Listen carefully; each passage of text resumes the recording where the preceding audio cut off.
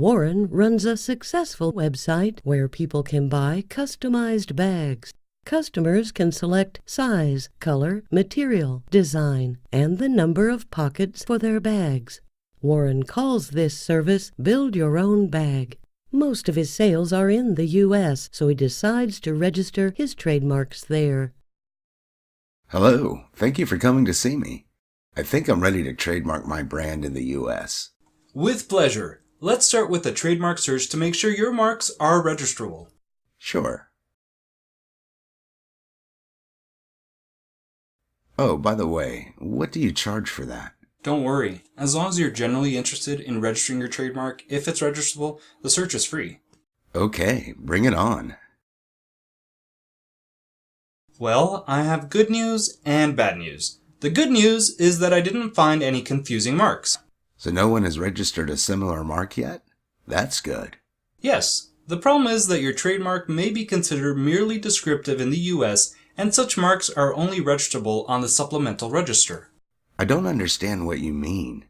No problem. Let me explain. Merely descriptive means that your trademark is made up of dictionary words, or their phonetic equivalents, that describe some important features of your product or service. Like how?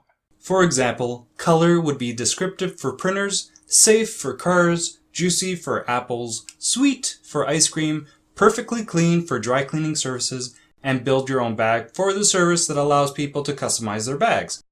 We have actually published our cartoon on how clearly descriptive trademarks are treated in Canada, where they are not registrable. You should watch it. Okay, will do. You also mentioned something about supplemental register? Yes. In the US, the situation is different. How? Descriptive marks are not registrable on their principal register. So they are not registrable in Canada, and they are not registrable in the US?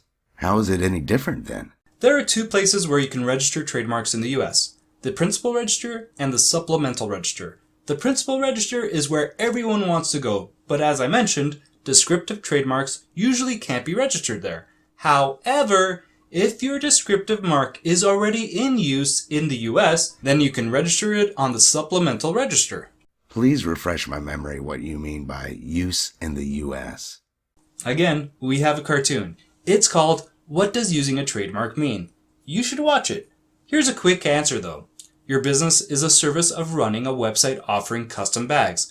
As long as you offer or advertise your services under Build Your Own Bag brand to customers in the United States, you are considered to be using the trademark in the US. Clear as day. But what is this mystical supplemental register? Some kind of place for not quite trademarks? In one sense, the Supplemental Register is like a waiting area. While your mark is registered on the Supplemental Register, no one can register a confusingly similar mark, and if you have been actively using your mark in the US for 5 years, after it was registered on the Supplemental Register, you can claim that your mark has acquired secondary meaning. Secondary meaning? The only way to register descriptive marks on the Principal Register is to prove that your trademark has acquired secondary meaning. This happens when the public recognizes a descriptive term as an identifier for a particular source, rather than simply as a description of a feature. In your case, if no one but you uses the brand Build Your Own Bag for 5 years, then you can get it registered on the Principal Register. Okay, so what is the downside of the Supplemental Register? First of all, you can't use such registration as proof of ownership of the mark in trademark infringement litigation. This means you still need to prove that you own the mark. It also won't let you stop importation of counterfeit products or imply the right to exclusive use of the mark. So why bother with registering a mark on this Supplemental Register at all? It sounds worthless. Oh, there are many benefits. Oh, really? You can still legally use the registered trademark symbol, the R in the circle next to your trademark. So most people wouldn't even know it's on the Supplemental Register.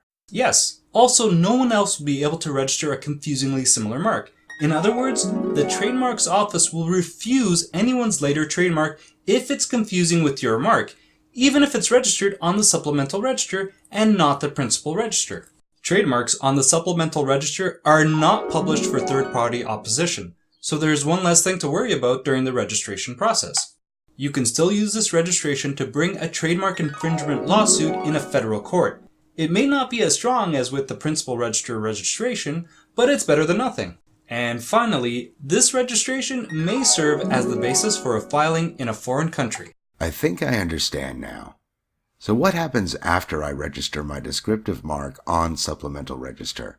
Can I convert it to the principal register at some point? No, but you can file a new application to the principal register once your mark has acquired a secondary meaning. Remember I mentioned waiting area? So usually you have to wait for 5 years before applying to register on the principal register. Okay, let's register Build Your Own Bag on the Supplemental Register then. It's better than nothing, and at least I will be getting some protection. You got it!